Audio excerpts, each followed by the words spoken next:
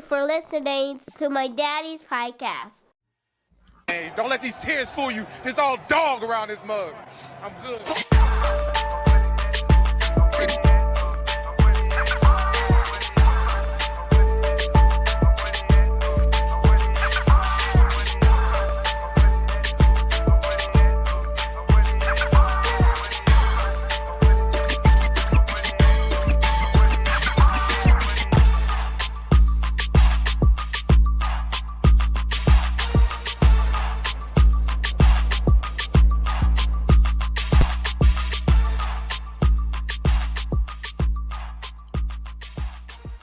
Hey, what's going on, Who Dat Nation? It is yours truly, TJAY Jones.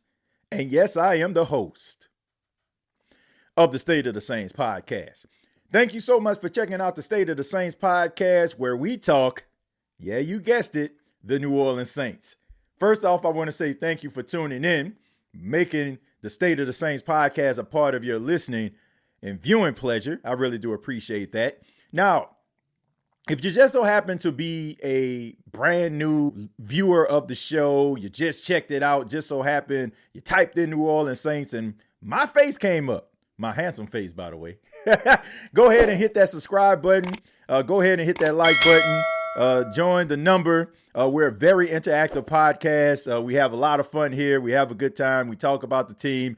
We don't blow smoke here. We're pretty honest here, but at the same time, we're still in love with this football team. So go ahead and hit that subscribe button. If you are a regular to the State of the Saints podcast, I really do appreciate you. No doubt about that.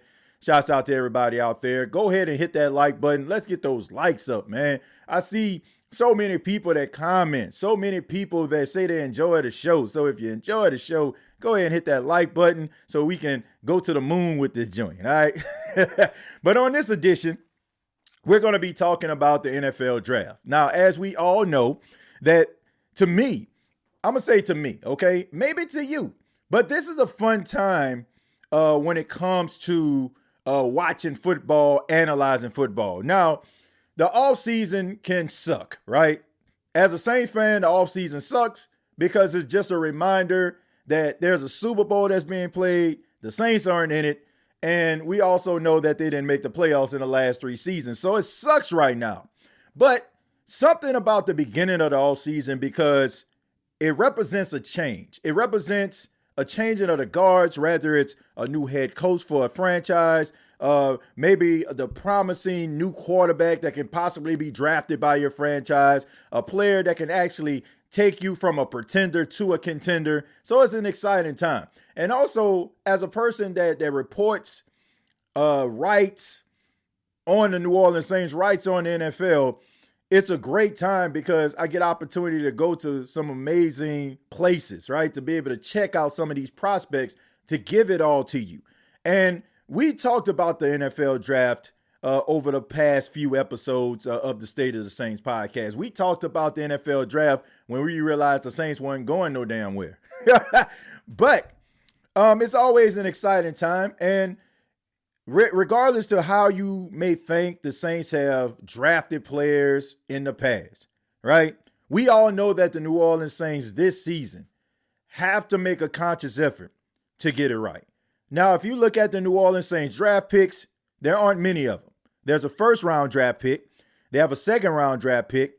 They got a fifth-round draft pick, a sixth, and a seventh. And the only reason why they got this second-round pick is because the Denver Broncos gave it to them when the Saints made a trade with the Broncos for Sean Payton. So you got to be able to get it right. You got to be able to get it right. And the question is, what are the Saints going to do with these draft picks?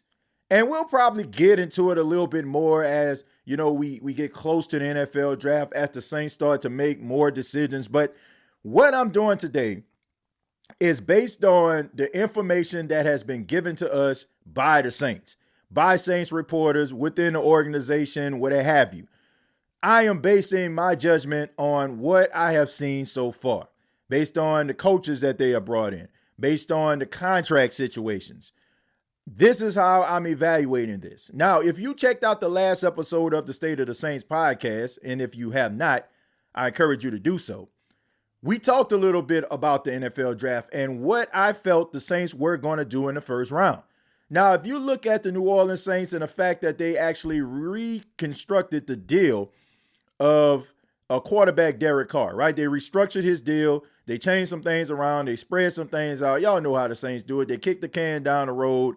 They do this year after year in order for them to become cap compliant. So they do this with Derek Carr. So with that, I think we have to concede that the Saints are committed to Derek Carr, right? So we know if the Saints are committed to Derek Carr, it's more than likely they're going to draft a player that actually services the needs of Derek Carr. And we know that how do you service the needs of Derek Carr is by drafting offensive linemen. Now, I mentioned on the State of the Saints podcast last episode, you all know who I felt the Saints probably would go after based on the hiring of Clint Kubiak as their offensive coordinator, the style of play they're probably going to bring into the Saints organization under his watch and his tutelage. We know that the 49ers run a lot of motion. We know that they have some extremely athletic offensive linemen. So based on that, I said that the Saints more than likely are going to go after offensive lineman Tyler Giden out of the University of Oklahoma. He is a tall, physical guy. He's super athletic, kind of reminds me a little bit of Trent Williams with a little bit of mixture of Teron Armstead when it comes to that athleticism. I see the New Orleans Saints drafting a guy like that. Now, I did see a comment from someone, and I'm just asking everybody. I mean, let me just say this before I get into it. If you got a comment, feel free to watch the show, okay? No need to put it in the chat after the end of it, because sometimes I might see what you have to say, sometimes I don't. But somebody had an issue with something that I said about Trevor Penny. They said that I was too harsh on Trevor Penny and the fact that, Trevor Penny is an athlete. He is athletic. Trevor Penny is athletic, okay? The fact that he actually got drafted in the first round, it shows you that he is athletic, right? Even if he is having a tough time at the original position that the Saints wanted him to be at, which is left tackle, he still is athletic. Just because you don't play left tackle doesn't mean that you're not athletic, right? You can slide to the inside and be a guard. You still are athletic. It just, there's a certain skill set that left tackles have to possess, and right now Trevor Penny doesn't have it.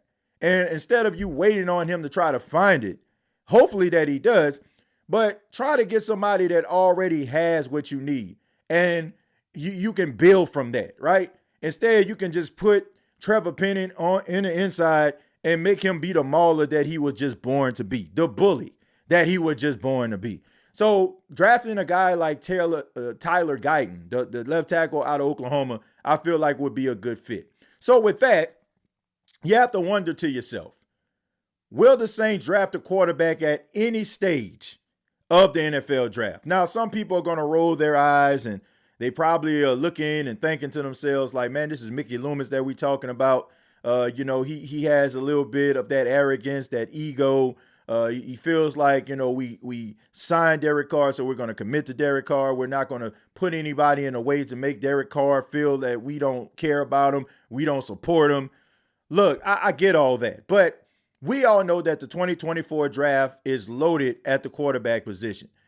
There is going to be a quarterback, in my opinion, that is going to be drafted in the later rounds, probably a third or fourth round, that probably end up being better than one of the quarterbacks that get drafted in the first round. That's how deep this draft is, in my opinion. Now, looking at this and based on what I just told you, me feeling like the Saints are going to draft a left tackle in the first round, and you only have a few draft picks, I decided that I was going to take a look at some of the possible quarterbacks that will be there around the time where I feel like the Saints will probably consider drafting a quarterback. Now, you look at some of these guys that are going to be drafted in the first round. I just want to put this out there, right? I didn't spend time evaluating Caleb Williams, because unless the Saints about to do what Mike Dicker did back in the late 90s, you're not getting Caleb Williams. Same goes from Drake May. Same goes to Jaden Daniels. And, that's just not happening. It is not happening, Captain. Like some of you, you probably drafted Caleb Williams when you downloaded him on Madden or something like that. Somebody, created a Caleb Williams and you made this fantasy draft where you drafted him, and maybe you feel like that can be real life. But I'm just telling you right now, you're going to sound crazy saying the Saints need to go after Caleb Williams. Stop wasting your time. It's not going to happen. I mean, the Saints would literally have to give away the house, the cars, the kids, and the dog to draft this guy. So let's just go ahead and put it out there. Drake May and Jaden Daniels fall into that category. So I decided to take a look at some of the quarterbacks that I feel would be there around the time the Saints are going to be willing to draft a quarterback. Now, some people would say, maybe they'll draft one in the second round. I don't even know if that's going to be possible, because we know that the Saints, they need help on the offensive line, and they need somebody to be opposite of Carl Granderson. They need a young pass rusher. Now, unless the Saints just realize that, Isaiah Foskey end up being what they want him to be. I mean, you draft a guy in the second round, Isaiah Foskey, on last year out of Notre Dame. You expect for him to possibly be that pass rushing guy opposite of Carl Granderson. Now, I'm not going to completely wash my hands of Isaiah Foskey, because if you're looking at Foskey and you're thinking to yourself, well, he just not it, I like to encourage you to check out Cam Jordan's first year with the New Orleans Saints. He only had 1 sack that season, and I think he ended up being a pretty decent defensive end, arguably the best defensive end the Saints have ever had in their franchise's history. So let's not be quick to try to feel like this guy won't be the answer. But you also got to just take a look at the fact that maybe one of these pass rushing guys that can actually add something to it, a possible double-digit sack guy, if they are available in the second round, you need to go ahead and draft them, because you can't wait around, because we know that the Saints need help at that position. You got to rely on Brian Brzee. You got to be very optimistic of what you saw from him. And once again, the jury is still out with Isaiah Foskey, but you need help on the offensive line, and you need help when it comes to the pass rush. But if it just so happened that the Saints just commit themselves to Isaiah Foskey and they feel like the light going to turn on for him and he does become a double-digit sack guy, there's room for you to draft a quarterback in the second round. So what quarterbacks do I feel like would be good enough to be drafted in the second round? You got to take a look at Bo Nix, quarterback out of Oregon. You got to take a look at J.J. McCarthy, the quarterback out of Michigan. And I guess you can kind of flip a coin here, Spencer Rattler, the quarterback out of South Carolina. Now, I'm going to go ahead and talk about each one of these guys and why I feel like it would be a good fit for the Saints, and also some of the things that I've seen that could be an issue, right? Okay, I'll start with Bo Nix, because Bo Nix, mixed bag quarterback, right? It depends on who you talk to at the Senior Bowl. Was he impressive? Was he about as pedestrian as somebody walking across the street? Is there something there? First off, looking at Bo Nix, he looks the part. He has the size, he has the mechanics, and he reminds me, watching him play, he reminds me of Derek Carr. Like, he reminds me of Derek Carr. He's a quarterback that will wow you at certain moments, right? Make certain plays. But then he will do something that is completely erratic. When he's under pressure, he gets a little bit of happy feet. He gets a little bit jittery, even when the pocket is not really collapsing on him. If he feels pressure like maybe 1 or 2 plays back to back, he is going to have that in his mind, and he's going to get a little jittery, and he's going to make a mistake. And I feel like that was one of the issues that we saw when he was at Auburn. He kind of fixed it a little bit when he went to Oregon. When you give him a clean pocket, he's going to make plays. He will carve somebody up. And he's not afraid to scramble outside of the pocket. If a lane is open, he's not going to be looking to run. But if he needs 5 yards and the lane is open, he'll make those 5 yards. He'll slide. He does a really good job getting out of harm's way. And he has a very high football IQ. He's a smart quarterback. But sometimes he can get a little bit erratic when it comes to him feeling that type of pressure. I do feel like he's worth a second-round pick. I don't feel like I don't feel like he's a first-day starter. I think he's more of a guy probably midway through the season. If your starting quarterback isn't working out, he'll probably come in and provide a spark because he's new. He'll be able to provide a little bit of a breath of fresh air to your franchise because he's new. But I think that you're probably going to see Bo Nix live up to his potential pending he gets some reps in his first year. You'll probably see some improvement in his second year. So if you're looking to possibly sit a guy and have him in waiting, Bo Nix would probably be that guy. Now, he's not, a spring chicken here, right? He's not 20, 21 years old.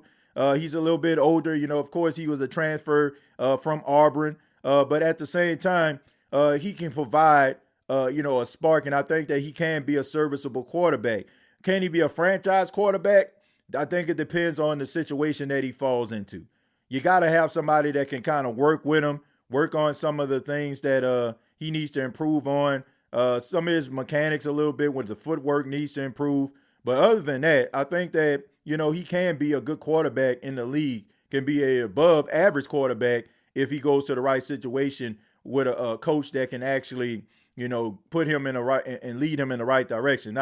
I can see him maybe being drafted by the Minnesota Vikings. That could probably be a good spot for him, them looking for a quarterback and all. But I like what I saw out of Bo Nix. Kind of reminds me once again of Derek Carr with some of the things that he does.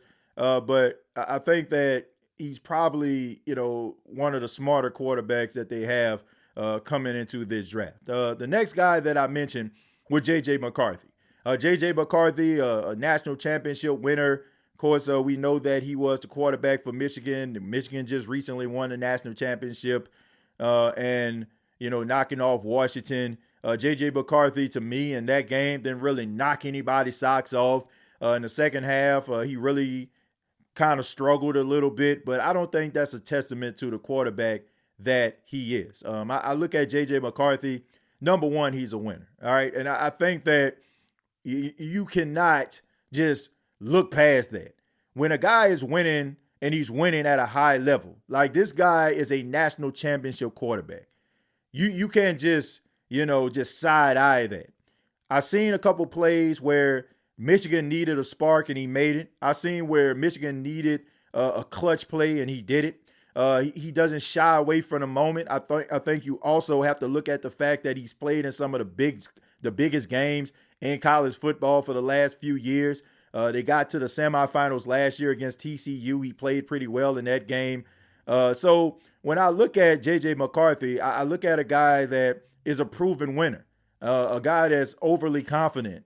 Sometimes when you're overly confident, you don't know what you don't know.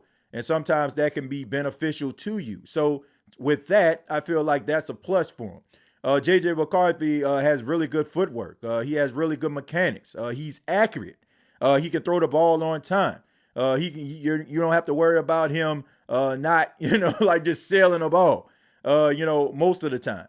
But there's a little bit of ooh, going with J.J. McCarthy. And by that, I mean, he'll throw a pass and you'll be like, ooh. And then he'll just throw another pass and be like, man, what the heck was that? So his accuracy kind of comes and goes. When he's on, he's on. Like he can thread that needle. He has arm arrogance. He feels like he can make all the throws. And he can. He can definitely make all the throws. But there are times when he's off. He's really off. And it takes some time in order for him to kind of get reeled back in. To me, not a first-year starter. Somebody that needs to work on some of the mechanics a little bit. Once again, his arm talent is really good. I think that his arm talent kind of compensates for some of the mechanics that he needs to work on. Don't feel like, once again, he should be like a first-year starter. More so like a guy that should be a quarterback in waiting, which would be great for the New Orleans Saints for him to be able to sit on a bench, learn from Derek Carr, maybe for, a year and a half. And heck, you never know. I mean, injuries do occur and you might get an opportunity for him to play. And honestly, maybe the Saints will feel this season that if Derek Carr gets hurt, they have a quarterback that they actually feel like can not turn the ball over. And I'm not taking this a shot at Jameis Winston. I'm just saying, based on what we've seen from the Saints, you got to believe that they had to play a role. They didn't really trust Jameis Winston the way, you should trust your backup quarterback. So maybe if Derek Carr was to get hurt or nicked up a little bit, the Saints wouldn't shy away from putting him out there on the field. I think the Saints had their reservations about Jameis, And, I just think that he could never shake that. That's just my honest opinion there. So maybe, if something was to happen to Derek and it's something that they feel like they can kind of chill out on, maybe J.J. McCarthy can come in and play. But I feel like, he should be a guy that should be sitting on the bench learning. And around year 2, maybe even year 3, he can be a possible franchise quarterback for your team. And finally, a guy that I like a lot, I think some of you, if you follow me on social media, you already know the deal, is Spencer Rattler. Spencer Rattler out of South Carolina. He started his football career at Oklahoma, had that magical freshman year, took the college football world by storm. People were comparing him to Patrick Mahomes with his arm talent, his arm strength, that arm arrogance. He can make all the throws, and some of the throws that he made kind of resembles that of a Patrick Mahomes. But we all know what happened. Lincoln Riley leaves, go to USC. He decides to leave. He goes to South Carolina.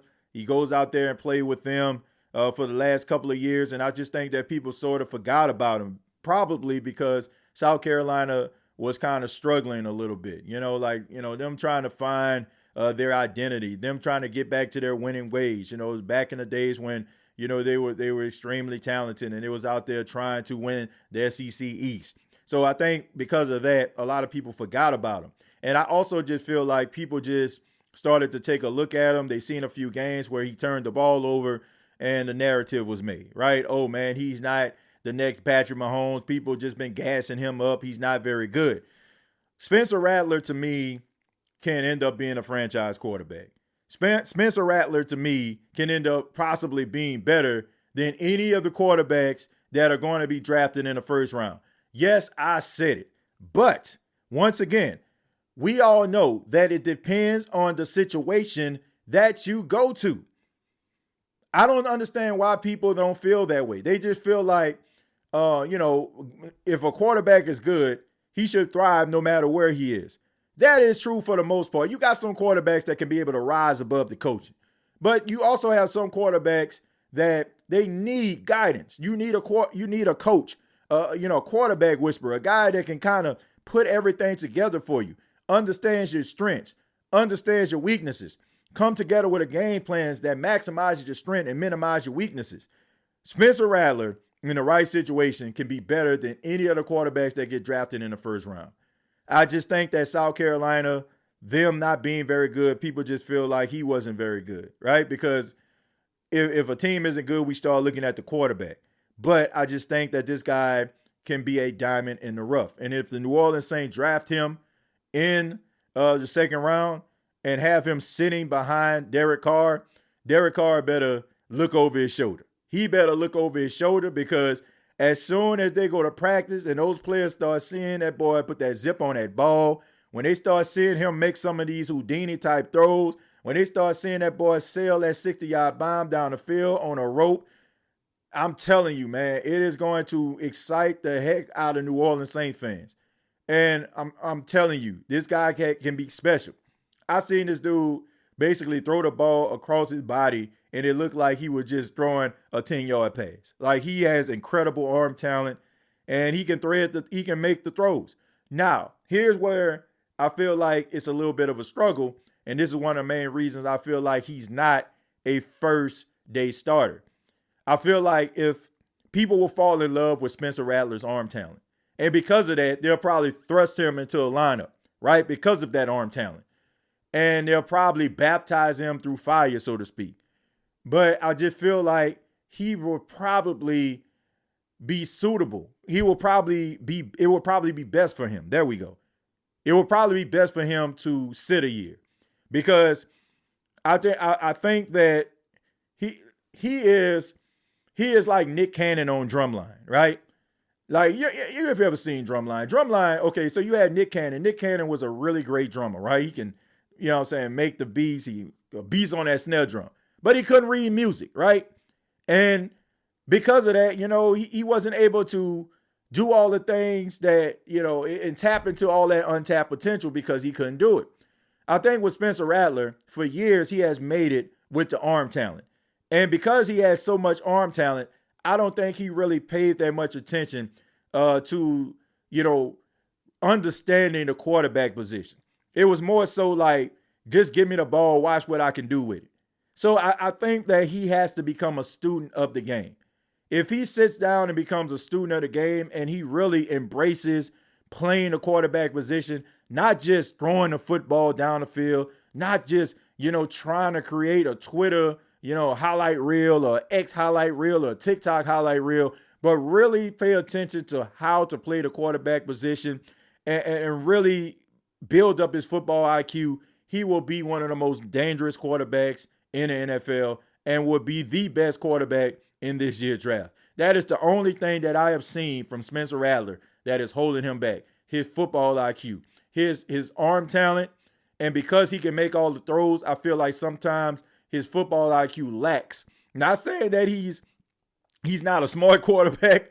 I'm just saying, like, some of the decisions that he makes and some of the things that he sees, he shouldn't be making these throws. And if he was actually sit down and study and watch the film consistently and just become like embedded in the film room, I think that he would be a dangerous quarterback. So going to the right situation, going to a team where the head coach or a quarterback coach or offensive coordinator is more of a teacher and allow him to sit and wait his turn, he can be extremely dangerous. This would be a guy, to me, if the Saints try to draft a quarterback in the second round, this would be the guy. Now, I feel like what's coming in might be able to help a guy like Spencer Rattler. Him sitting on the bench, Clint Kubiak, where he came from, who he learned under, his father being a former head coach. I think that this can be very, very helpful for a guy like Spencer Rattler. And then you also have to look at the fact that maybe this can be one of those situations where the New Orleans Saints would throw Clint Kubiak a bone, so to speak, right? Trying to make him feel comfortable about his newfound surroundings, right? His new surroundings, getting him, a left tackle to be able to keep his quarterback upright so he can make the plays, getting his quarterback in waiting. That can be his guy. That can be the guy that he can kind of mold to be that type of quarterback that he wants him to be. So maybe this can be that situation. But I'm telling you, I keep telling y'all, do not sleep on this guy. Now, if he goes to a bad situation, all bets are off.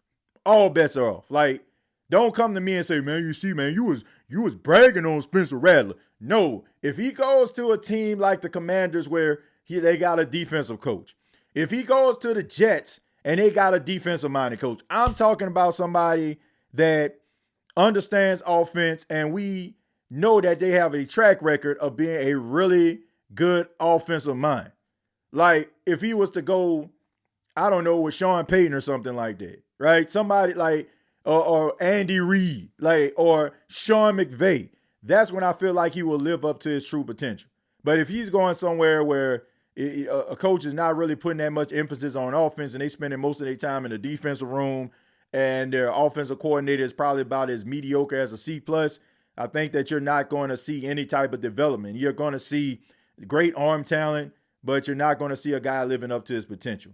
That's just me. But Spencer Rattler, to me, in the right situation, can be the most dangerous quarterback in one of those later rounds, ones that won't be drafted in the first round, in my opinion. But if you take a flyer on this guy and you got the right infrastructure, watch out. But I would love to hear from you. Those are a few quarterbacks that I wanted to mention. We're probably going to go back and have a part 2 of this episode of the State of the Saints podcast, where I talk about maybe some of the other quarterbacks in the later rounds and what they can provide for the New Orleans Saints. What are their strengths and their weaknesses based on what I saw? But I would love to hear from you. Who is a quarterback that you feel like could be a second-round pick for the New Orleans Saints if they decide to go offensive line or pass rush in the first round? Comment down below, like and share this video. This has been the State of the Saints podcast. And before we go, I got to thank the fine folks at DraftKings.com. DraftKings.com, the official sponsor of the State of the Saints podcast. It says, looking for super offers for Super Bowl 58? DraftKings Sportsbook has you covered. New customers can bet on the big game and turn $5 into $200 instantly in bonus bets. All you have to do is download the DraftKings Sportsbook app now. Use the promo code SOTS, all right? SOTS. New customers can bet $5 to get $200 instantly in bonus bets. Only on DraftKings Sportsbook, an official sports betting partner of Super Bowl 58. Once again, use the promo code SOTS. The crown is yours. And if you know someone that is dealing with a gambling problem, you can call 1-800-GAMBLER. Or if you're in West Virginia, visit www.1800gambler.net. If you're in New York, call 877-8-HOPE-NY, or you can text HOPE-NY 467-369. In Connecticut, help is available for problems gambling. Call 888-789-7777 or visit ccpg.org. Please play responsibly. On the behalf of Boot Hill Casinos and Resorts, 21 plus vary by jurisdiction. Void in Ontario. Bonus bets expire 168 hours after assurance. See dkng.com/football for eligibility and deposit restriction terms and responsible gambling resources. So once again, thank you to the fine folks at DraftKings.com, the official sponsor of the State of the Saints podcast. And thank you so much for tuning in. Be sure to subscribe to the channel. Hit that like button if you enjoy the State of the Saints podcast and all its content.